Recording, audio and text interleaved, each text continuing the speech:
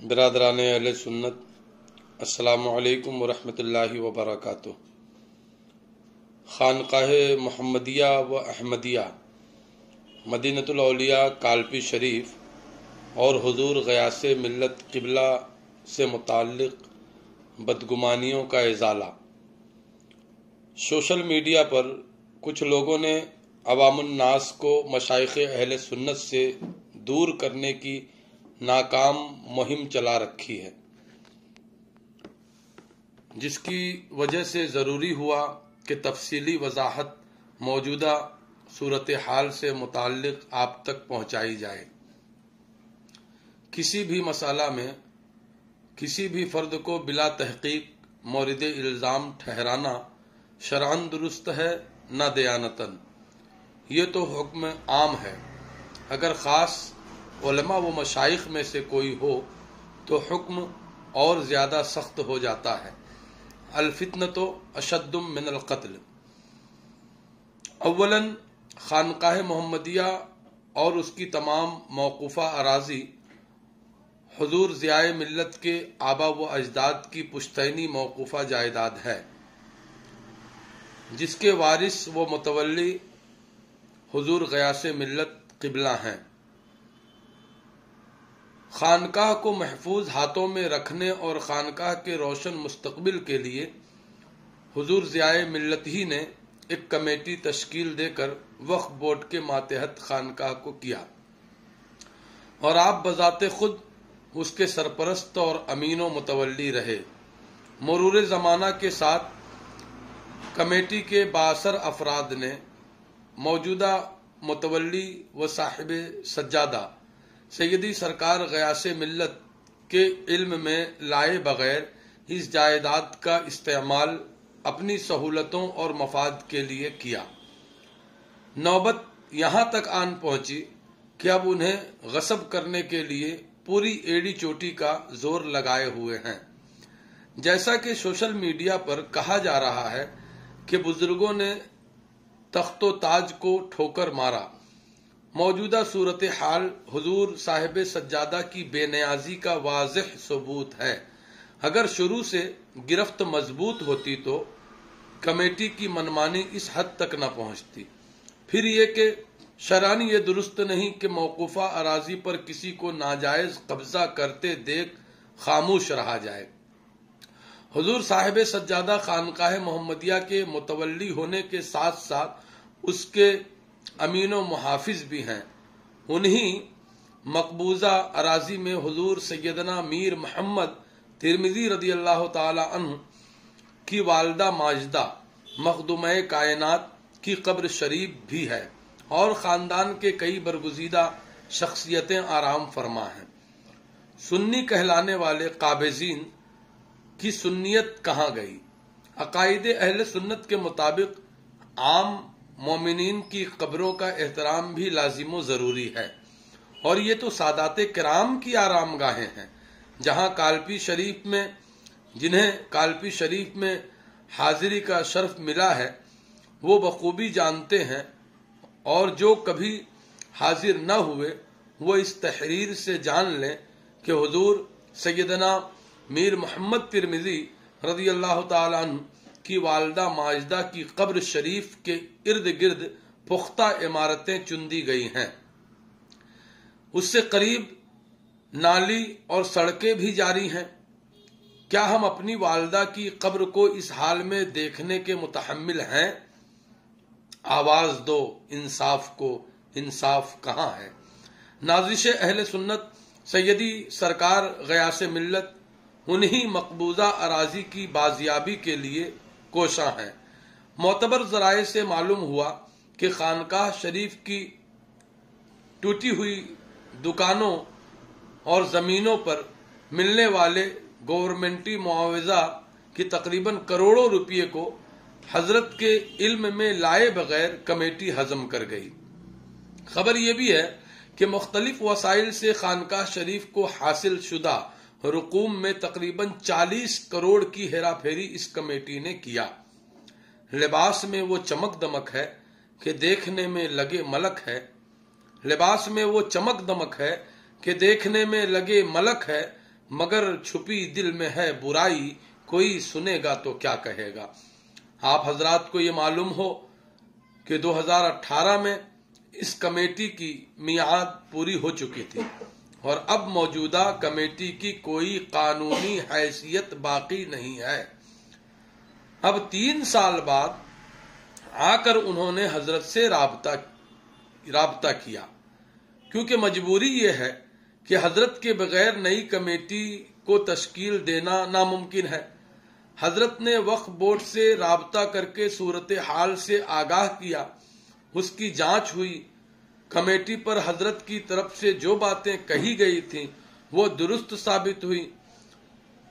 وقف بورڈ نے متولی ہونے کی حیثیت سے حضرت کو پورا اختیار دے دیا، مگر کمیٹی نے پہلی جانچ کو یہ کہہ کر خارج کروایا کہ حضرت نے رشوت دے کر فیصلہ اپنے حق میں کروایا ہے، لہذا دوبارہ جانچ ہوا۔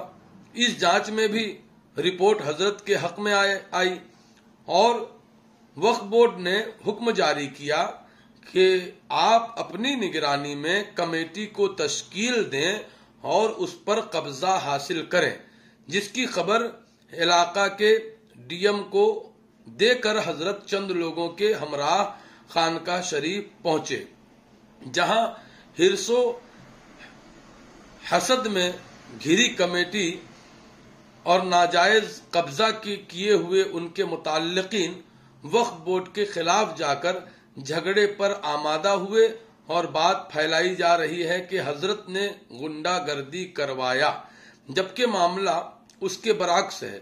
وہ لوگ پہلے ہی لاٹھی اور دیگر اسلحوں کے ساتھ گنڈائی کرنے کو تیار تھے۔ ایک بات یہاں یہ کہنا چاہوں گا کہ پرشاسن کو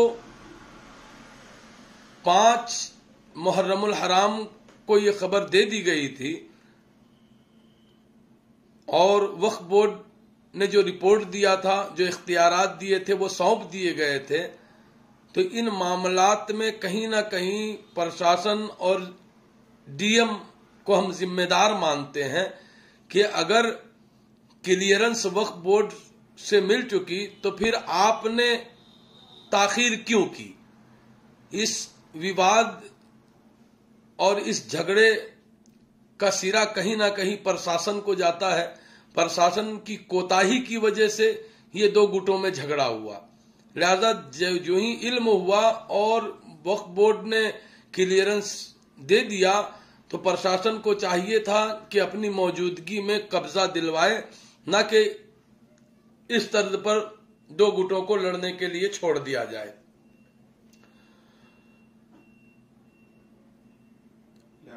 لہذا حضرت جن حضرات کو حراست میں لیا گیا ان میں حضرت کی طرف سے 12 افراد اور مخالفین میں سے 17 آدمی ہیں۔ ظاہر سی بات ہے کہ جھگڑے کی صورت میں فریقین کو حراست میں لیا جاتا ہے۔ اس حق طلبی سے حضرت کی ذات پر بہتان لگانا کہاں تک درست ہے؟ خرد کا نام جنو پڑ گیا، جنو کا خرد۔ اتنا کچھ ہونے کے باوجود بھی پرانی کمیٹی وہاں سے ہٹنے کو تیار نہیں۔ یہ ہٹ دھرمی نہیں تو کیا ہے؟ مذکورہ تحریر کے پیش نظر عوام اہل سنت خود فیصلہ کریں کہ زیادتی حضرت کی طرف سے ہوئی ہے یا کمیٹی کی طرف سے۔ کیا قبروں کی بے حرمتی جائز ہے؟ کیا حضرت کے آبا و اجداد کی موقوفہ وراثت پر کمیٹی کا جبراً قابض رہنا اور اس کا غلط استعمال صحیح ہے؟ کیا حضرت کا اپنے حق کے لیے آواز بلند کرنا اور قانونی چارہ جوئی کرنا غلط ہے؟ کیا ہم اور آپ اپنے آبا و اجداد کی وراثت کو اس طرح برباد ہوتے دیکھ سکتے ہیں؟ کیا موقوفہ املاک کی رقوم کو ہڑپ کر جانا حرام نہیں؟ کچھ بے موسم मेंढक सोशल मीडिया में बिला तहकीक टरटराते नजर आ रहे हैं। उन्हें चाहिए कि सबसे पहले मामले की तहकीक करें, उसके बाद कोई वीडियो वायरल करें या किसी पर बहतान लगाएं, क्योंकि बिला तहकीक किसी पर बहतान लगाने की शरअन हमें मुसलमान होने की हैसियत से इजाजत नहीं। इल्जाम अगर साबित न कर सकें तो इल्जाम आप पर खुद लौटता है। दुआ है कि अल्लाह रब्बुल इज्जत अहले सुन्नत पर रहम फरमाए और हुजूर साहिब सज्जादा को उनके हमनवाओं के साथ फतह कामरानी से हमकिनार फरमाए। आमीन बिजाहे सय्यदुल मुरसलीन व अलैहिस्सलातु व तस्लीम। फकीर मोहम्मद काशिफ रजा हनफी सिबतैनी संबलपुर उड़ीसा से आप सभी से गुजारिश करता है कि हमारा खुद का कोई चैनल नहीं कि मैं इसको अपलोड करूं या किसी के साथ शेयर करूं। जो लोग चैनलों से जुड़े हुए हैं और जिनके सब्सक्राइबर बड़ी तादाद में हैं, उनसे दस्तबस्ता फकीर अर्ज करता है कि इस तफसीली वजाहत को आप ज्यादा से ज्यादा शेयर करें, अपलोड करें और अवाम अहले सुन्नत तक पहुंचाएं, ताकि हजरत के ताल्लुक से फैली हुई बदगुमानियों का सही तौर पर इजाला हो सके। अस्सलामु अलैकुम व रहमतुल्लाहि व बरकातुहू।